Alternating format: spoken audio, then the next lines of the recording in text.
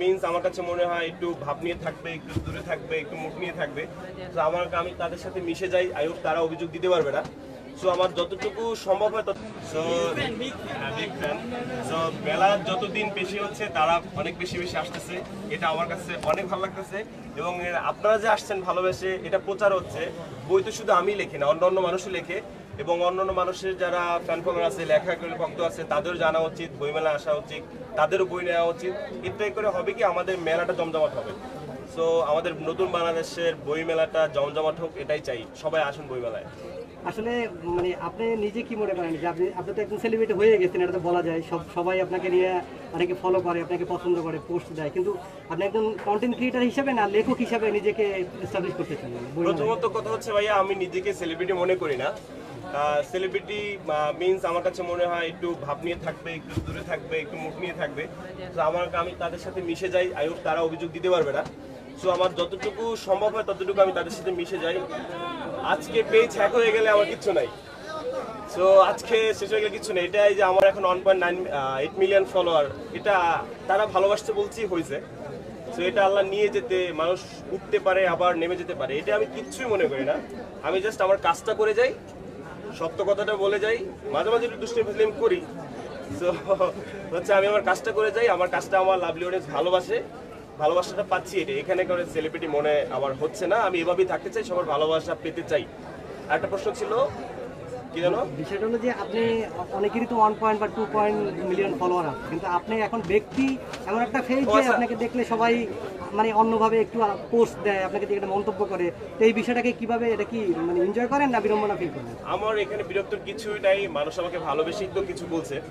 বিরক্ত ভাইয়া, সো বিরক্ত হওয়ার এখানে কিছুই নাই, মানুষ আমাকে ভালোবাসে বলেই আসছে। আর ওই যে বললেন কন্টেন্ট ক্রিয়েটর আগে নাকি লেখা আগে, আমার অদৃশ্য সত্যি বইটা বের হয়েছিল 20 সালে। সো এই শহরের উদ্যানেই আমার বই বের হয়েছিল 2018 সালে। সো অধিকাংশ মানুষ তো জুলাই আগস্ট আন্দোলন থেকে আমাকে বেশি চিনে। সো 18 সালে আমার লেখালেখির বই অলরেডি বেরই হয়েছিল এখানে। সো আগে লেখালেখি, পরে কন্টেন্ট। হচ্ছে বিভিন্ন কন্টেন্ট ক্রিয়েটররা এখন কিন্তু হচ্ছে লেখার মধ্যে আসলো, যেমন আপনি আসলেন, তারপর সালমান মুক্তাদির ভাইও আসলো। সো তারপর আরো অনেক কন্টেন্ট ক্রিয়েটর, তাসরিফ ভাইও দেখা যায় মানে এখানে আসতেছে। সো এইখানে আসার মেইন কারণটা আসলে সবাই কি, এখানে কি টাকা বেশি নাকি হচ্ছে অন্য কোনো রিজন আছে? ভাই আমাকে যে বললেন যে আপনি হচ্ছে কন্টেন্ট ক্রিয়েটর আসলো নাকি, আমি একটু আগে ক্লিয়ার করেছি যে আমার যখন ভিডিও নাই 18 সালে কিন্তু বই বের হয়েছিল আমার। তার মানে আমি অনেক আগ থেকেই লিখি। 18 সালে তো আমাকে চিনতেন না, 18 সালে কাফির জন্য তো এত মানুষ জড়ো হতো না। সো আমি 18 সালের আগ থেকেই লেখালেখি করি। আপনি যে আগে লেখালেখি করলেন, আগে বইমেলা আসলেন, আর এখন যে আসেন, এর মধ্যে যে তফাৎটা, আপনি সেলিব্রিটি হওয়ার পর একটা তফাৎ, তারপর হচ্ছে এর আগে, সো এইখানে ব্যাপারটা আপনি আসলে কিভাবে এনজয় করছেন? খুবই ভালো এনজয় করছি, আল্লাহ তাআলার দরবারে লাখ কোটি শুকরিয়া আদায় করছি, আলহামদুলিল্লাহ। আমার লাভলি অডিয়েন্স অপেক্ষা করছে। আল্লাহ হাফেজ।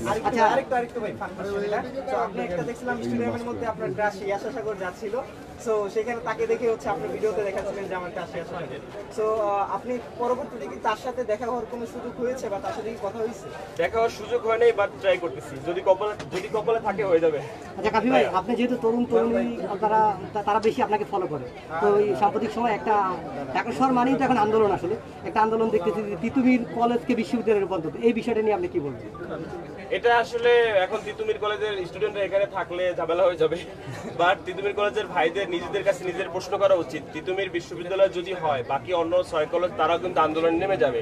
লাইক ইডেনের আপুরা নেমে যাবে, বাংলা কলেজ নেমে যাবে, ঢাকা কলেজ তো আগেই নেমে যাবে যে আমরা কেন, হয় নট মি। সো আমার মনে হয় না আলাদা বিশ্ববিদ্যালয় তিতুমির কলেজকে করা উচিত। শেষ প্রশ্ন যেটা, আপনার চুলের রহস্য কি?